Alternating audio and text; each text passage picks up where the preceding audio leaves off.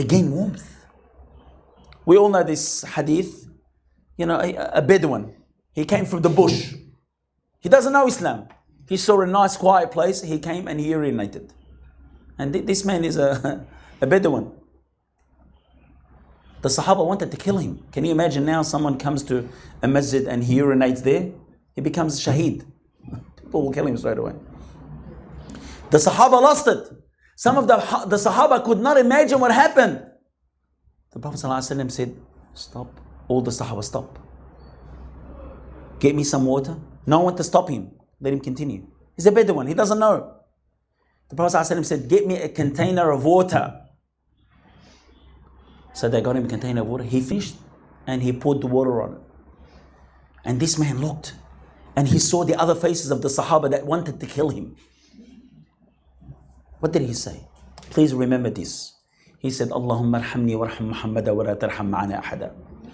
He said, oh Allah, have mercy upon me and Muhammad, because he doesn't know. He heard there's Muhammad there. He doesn't know that he's Rasulullah. Allahumma salli wa sallim wa barak. He said, oh Allah, have mercy upon me and upon Muhammad sallallahu alayhi wa sallam. And don't have mercy onto anyone else, because the others want to kill him. The Prophet sallallahu alayhi wa sallam said, ضَيَّقْتَ وَاسِعًا.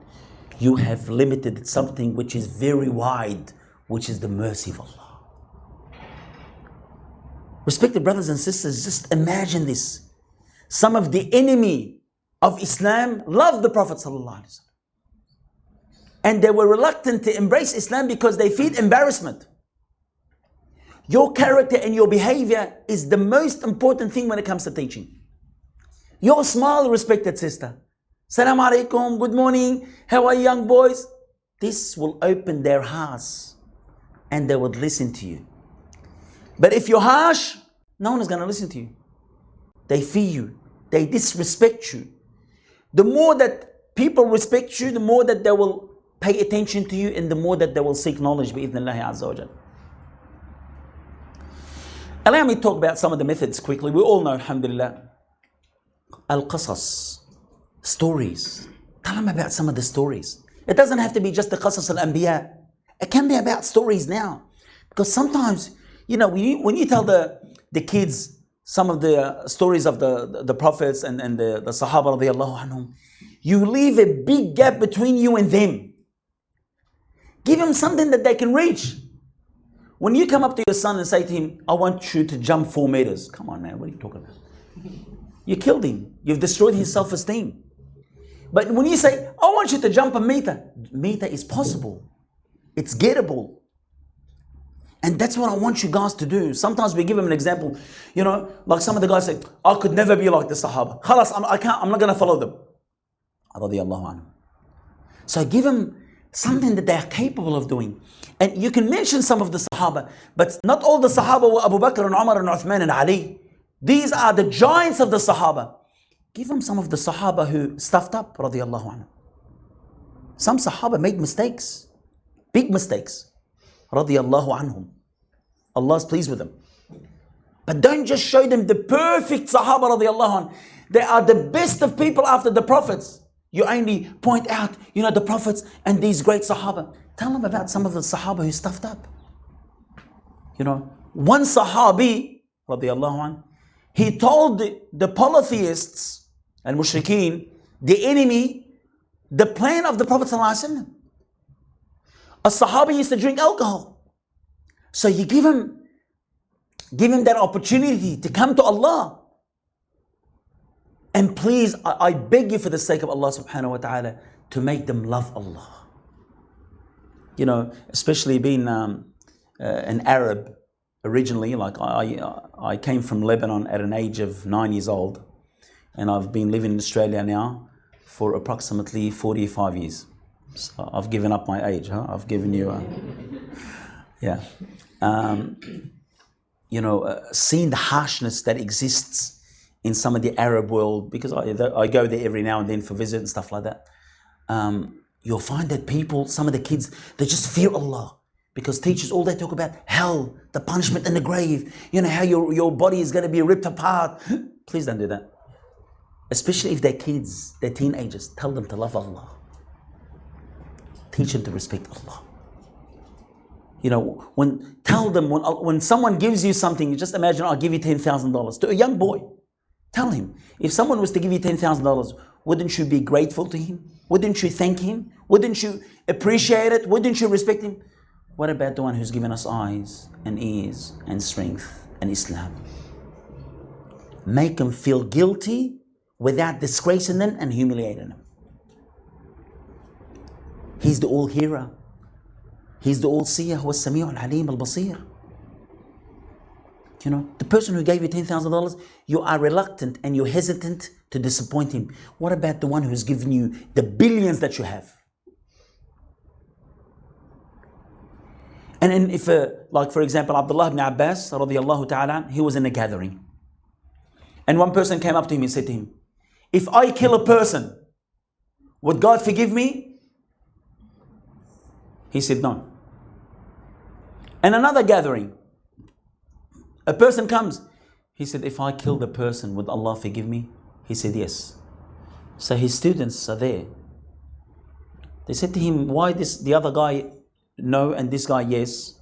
He said, because the guy that I said no to him, he's going to kill. So he wants a fatwa from me. As for the person who came and he asked me that question, he has already killed him. I can't tell him no, Allah forgives all sins. Inna Allah yaghfiru dhunuba jami'an. Allah forgives all sins. So different strategies. Qasas has an immense impact. You know, there's a lot of beautiful stories in this day and age. You know, for example, in Melbourne, Australia, a 13-year-old young girl, she embraced Islam. Her parents went crazy. She stood, she was firm, and subhanAllah, she kept practicing Islam. And now she's married, and she's having a beautiful life, and she's a da'i Allah. She's calling non-Muslims to Allah. Tell people about things that relate to them now. It is so important.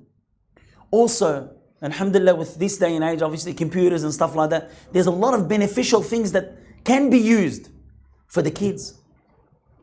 Outings, take them out. You know, sometimes the kids are always like, mashallah, a beautiful day like today. Take them out there. Take them to a zoo. Take them to a camp. Take them to an Islamic museum. Don't always have them in between four walls. Even the coloring of the classroom, make it a bit more interesting. Give him that initiative. Okay, your turn today. You're going to give us a hadith. You're going to give us an ayah. Encourage them. MashaAllah. Give him gifts. The Prophet ﷺ said, Tahaddu, tahabbu. Give presents. Love one another. Your impact is their future. Your influence, your wisdom approach is their future. Wallah al-Azim. It is something that we need to keep in mind. And I love the saying of Umar radiallahu anhu. He said, عَلِّمُوا أَوْلَادَكُمْ لِزَمَانٍ غَيْرِ زَمَانِكُمْ. He said, teach your children to an era different than your era. Many parents, and I'm one of those, we used to say, when I was at that age, I used to do this. Excuse me, you are not at their age. They're different. Their body is different. The structure is different. Their ideology is different. I feel sorry for our kids. They were born with iPad in their hand. They know no better. Wallah, we have camps in Melbourne. We have camps. We take the boys, 3 days, and then after that, we take the girls for 3 days. You know what the first thing that we do? Take their phones away from them. The gadgets that had indoctrinated them, that brainwashed them, turned them into zombies. The first thing that we do is take their phones. You know what they do, these kids? After we take their phones, like we have about 40, 50 of them, give us your phones. We'll take their phone and we'll give them the phones at night so they can call their mum and dad for about 10, 15 minutes and then we take them back. We're brutal. So subhanallah, when we actually took the phone of them, they were like zombies. The kids did not know how to communicate. They were just sitting there. Wallahi, it's, they are living at a time totally different than our time. They were shocked. And subhanAllah, after a while, they started to communicate, they started to talk, they started to kick the ball. And parents, you can't just, allow your kids to do whatever they want. Or even teachers. Sometimes you need to encourage them, to push them. I was telling the brothers today, subhanAllah, I was teaching at one of the biggest Islamic schools in Melbourne. It's called At-Taqwa College, if you actually Google it. I think it's got now maybe 1,800 students. And this is government funded, okay? And the parents also pay a fee of maybe $2,000, $3,000, depending on the level of education that's been provided. I was so sad once, wallah. I asked approximately 300 students, because I used to teach high school students, what's your favorite subject? I was so disappointed. Wallahi, I actually went aside and I cried. That's how sad I was. Out of 300 students, maybe 3 or 4 have said Islamic studies. Where am I? Catholic school, Islamic school. Why? Because the methods of teaching is wrong. The sheikh used to come with a stick, mashallah, because he's doing jihad, mashallah. It's a long stick, so he doesn't have to go far. Bismillah, bang. Wallahi, disgusting. And sometimes, allow me to say, a student will misbehave. The teacher would say, the female teacher would say, I'm going to get you this sheikh, so I won't do it anymore. So the sheikh has become the brutal boogeyman. This is wrong. So the method of teaching has to be changed. And please, as the cars always change, we as teachers always need to figure out a way how we can teach the children. We have to do that. There has to be progress. There's progress in building houses. There's progress in cars. There's progress in infrastructure. There has to be also progress in the methods of teaching. For us, we have to keep up with what's happening around the world. We can't say, oh, that's the way it is. No. Excuse me, things have changed. So your methods of teaching has to change. This is something that we need to understand. And please, as I said before, do not compare the kids with other kids. Oh, look at this kid. He's much better than you. Please don't do that. Praise them all the time. MashaAllah, you're doing well. MashaAllah, tabarakallah. That's what they need to hear. This is what encourages them. So respect the brothers and sisters, as I said previously, that we're at the moment doing the greatest role, the most important role. Okay? And we have to really focus on how we can bring this young boy or young girl interested in seeking a boring language, a boring subject according to the majority of people. In the Islamic schools that we have, unfortunately, in Australia, always the last subject, you'll find it's Islamic subject. Why? Because usually the kids, the last subject, the last period, they're tired, they're exhausted, they just want to go home. So it's not interesting. And my advice to teachers, and that was my advice to principals in Melbourne also, if you want to succeed in teaching, it has to be a condition that parents will also come once a month and they will sit down and listen to a lecture. One hand can't clap. Okay? Parents, at the moment, teachers shouldn't be parents, but unfortunately we have to be parents. So you should invite the parents and make it obligatory upon them. You want to enroll your son or daughter in the school? No problem. One condition. Once a month, you must come with them and listen to a lecture. Because you could be teaching your kids something, and when they go home, the parents are teaching something else. So we need to work together with parents. We need to be, we need to make sure that they're involved in the school. Get them involved. Unfortunately, some parents only come once a year to the school. So we need to encourage them. Sometimes we're at fault because we don't, force them, because unfortunately parents don't seem to come, from their own free will. They have to be sometimes forced. So please, if you want a successful pupil, bi'idhnillah azza wa jal, student, you need to get the parents involved. Otherwise, it's going to be very, very hard. Because as I said, whatever you're teaching them, they could be taught the total opposite at home. This is something that I wanted just to convey. Obviously, there are many other methods that a person, a teacher should look into deeply, so they can, inshallah, attain greater success with the students. But I thought, we would learn from one another, especially you guys being in the field of teaching. So what we'll do is we'll open the floor bi'ithnillahi azza wa jal, and we'll give you an opportunity to ask questions bi'ithnillahi. Jazakumullah khair. And anyone has any question? No problem. Jazakallah khair. Yes, sister. Salam. Okay.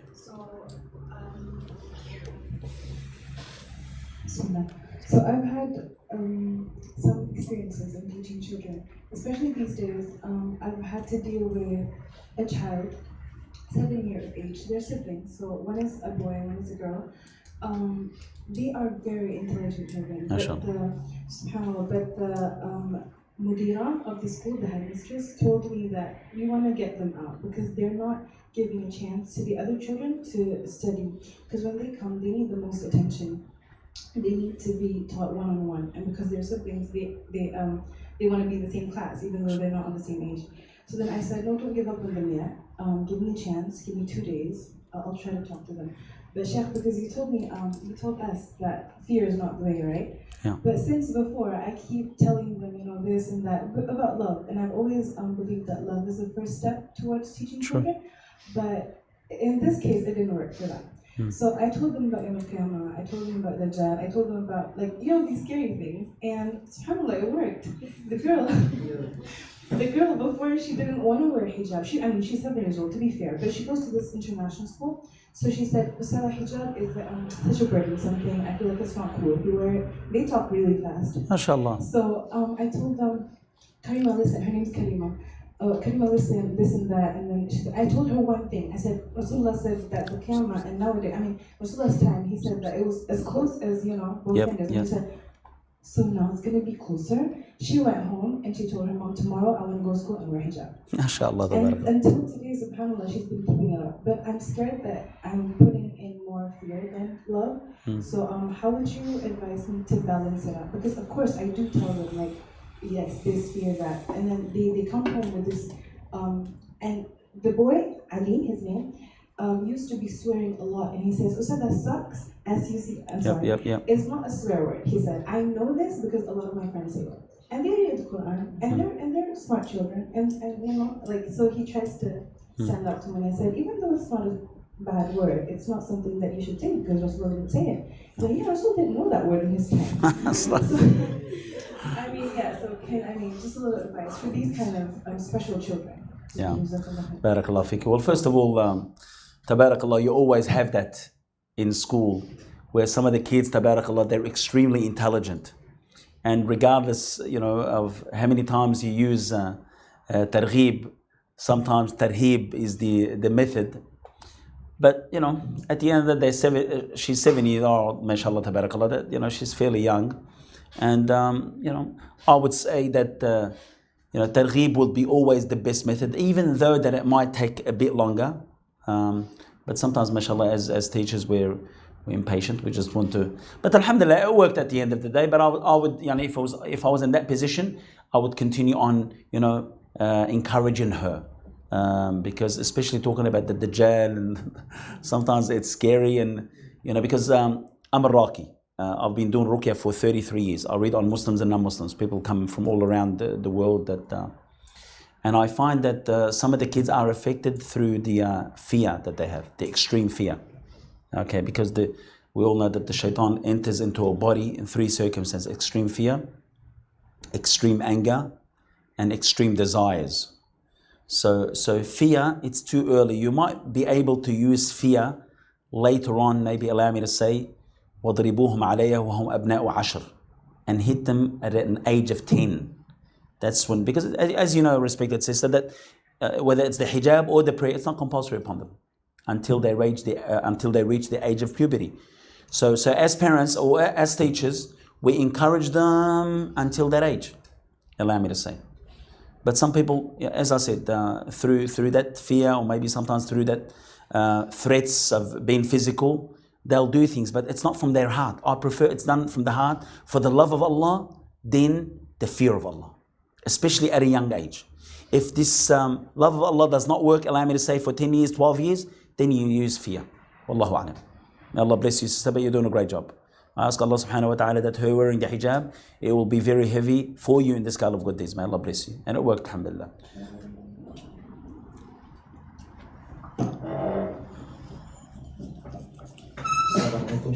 My name is Joelmi from Shahab. I just want your opinion on these two matters. The first one is, what is your opinion on boys, especially because you can see it is like a trend worldwide in which boys are more inclined to be a school dropout as compared to girls. What would be their school experience and well-being? How about that? And the second matter is, I think this also is happening worldwide.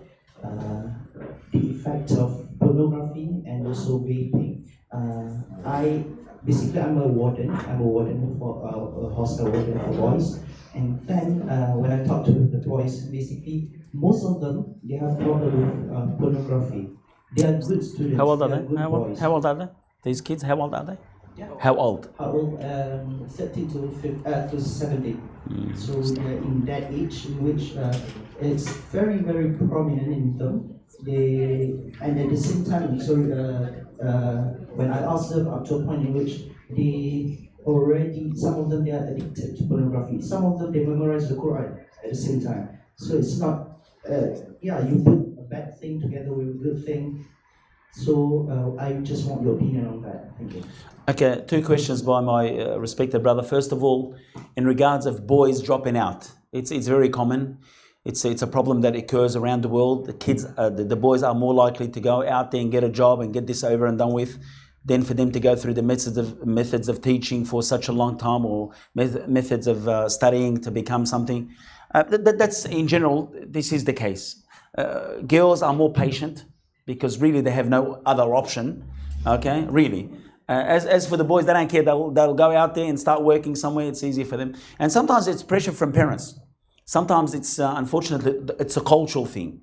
Where a young boy, 13, 15, they see them that they're not going very well with their studies, so they'll encourage them to go out there and work. And it's something, as parents, again, as teachers and parents, we should do our utmost best to encourage the boys to continue on studying. At least till they finish high school. At least. Because that will help them later on, inshallah, in the future.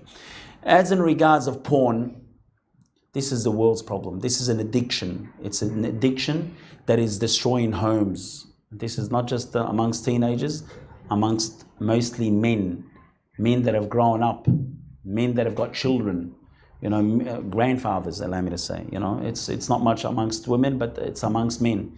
Unfortunately, it's destroying homes. It's destroying society. The best thing that a person can do as teachers or parents is discourage them, monitor your kids, okay? Make sure that there's filters on their phone. Please, respected parents, do not allow your kids to be in their own bedrooms alone.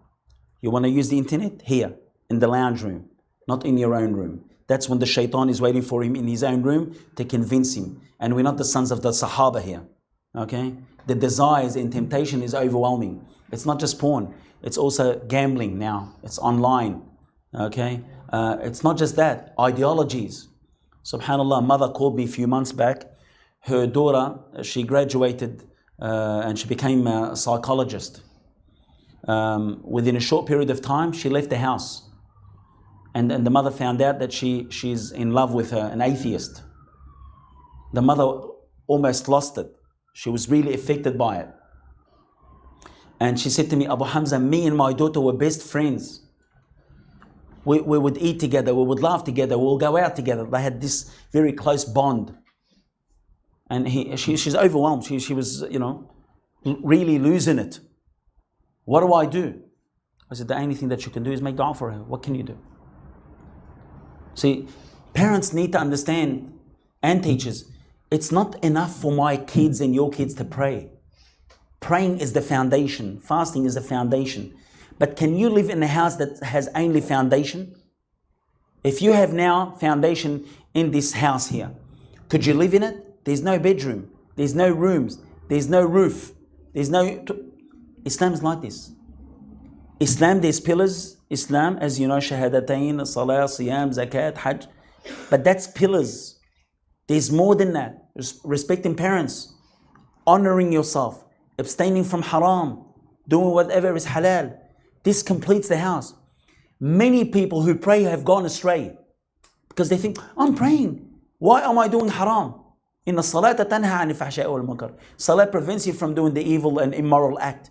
But it's much more than that. Islam is not just salat and siyam and zakat and hajj. It's much more than that. Why do you think ulama and mashayikh are always in the masjid? Why? Because they fear for themselves to go astray. Wallahi, if I didn't come to the masjid regularly and I did not associate with good people and I didn't have the Quran, I would also be astray. I'd also sell drugs. I'd also be a womanizer. So Islam is not as many of us think.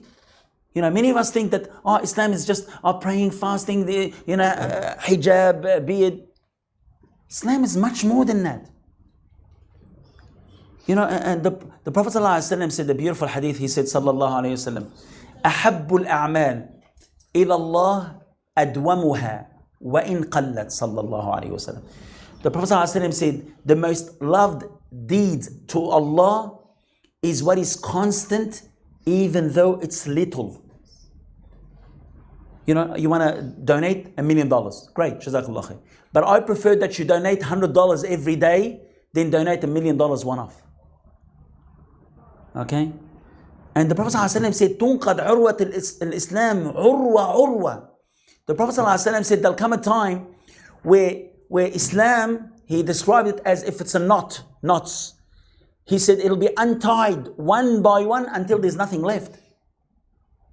And look at this amazing description that the Prophet ﷺ said. He said, sallallahu alayhi wasallam, he said, a person, ما يزال العبد يتأخر عن الصف الأول حتى يلقى في النار. He said, sallallahu alayhi wasallam, he said, a person continues on delaying the first row of the prayer, until he's thrown into the fire. This amazing hadith. A person delays this row. They used to come the first row, especially the brothers, the first row. And then later on they become lazy. Second row, third row, until they're thrown into the fire. In other words, until they've left prayers. We're living at a time, if we don't hold on to our deen, we're going to lose ourselves. Whether it's through porn or through gambling or through just being negligence. Most kids now in this day and age, I don't know how it is here, but I think it's similar. They don't care.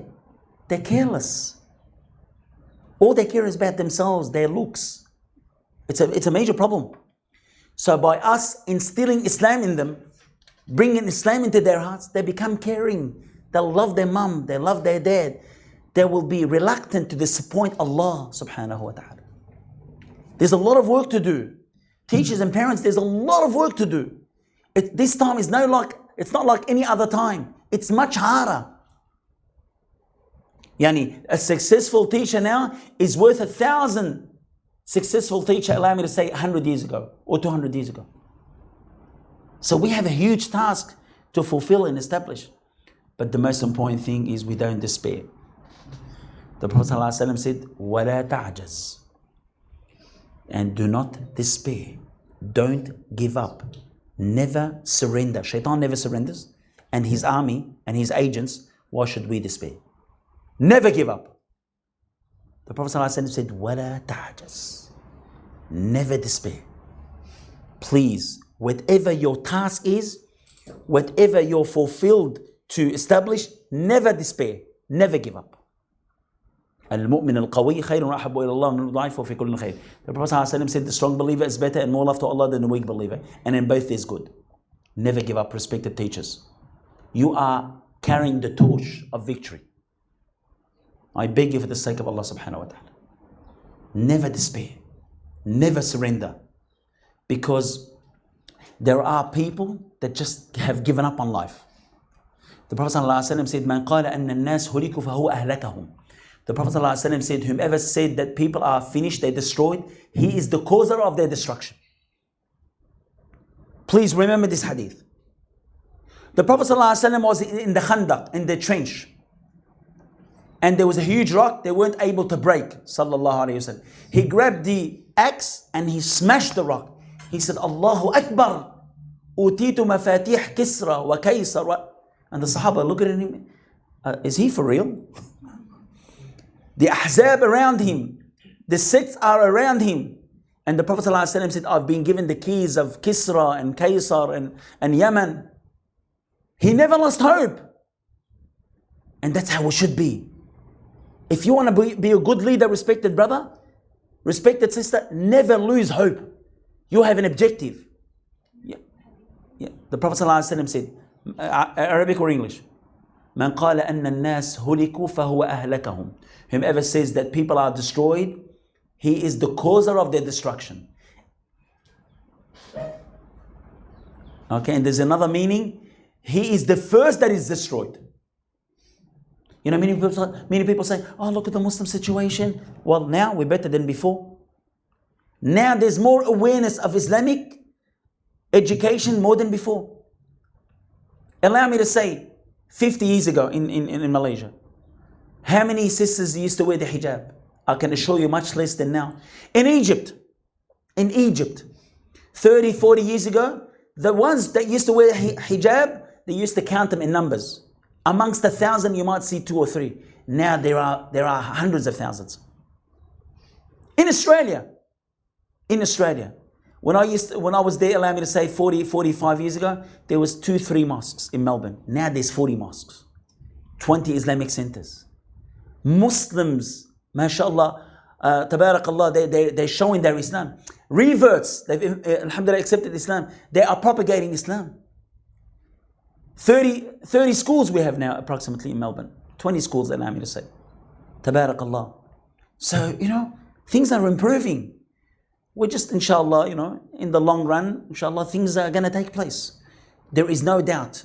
Victory, it will belong to the Muslim. Allah has said, subhanahu wa ta'ala, Ala inna nasrallah qareeb. Verily, the victory of Allah is near. Wallahi, the whole world is in need for Islam. The West is destroying itself. The Western world is destroying itself through drugs, alcohol, disrespecting parents, disobeying laws. Islam is the sleeping giant. When Islam wakes up, it's going to drag people out of misery that they're in. Wallah. Through us as teachers and parents, through our ambition, through our determination, through our persistence, through our hope in Allah, through our dua to Allah, we're going to recover from what we're in at the moment, inshallah. Another question? Alhamdulillah, barakallahu feekum. I appreciate that you guys have come at a short notice. I ask Allah to bless you, and I ask Allah subhanahu wa ta'ala that this gathering, we'll find it very heavy in the scale of good deeds for us today. Jazakumullah khair, barakallahu feekum, hayakum Allah. Barakallahu feekum. Please stay. Okay, for the very short, compact and inspiring speech. So now Allah has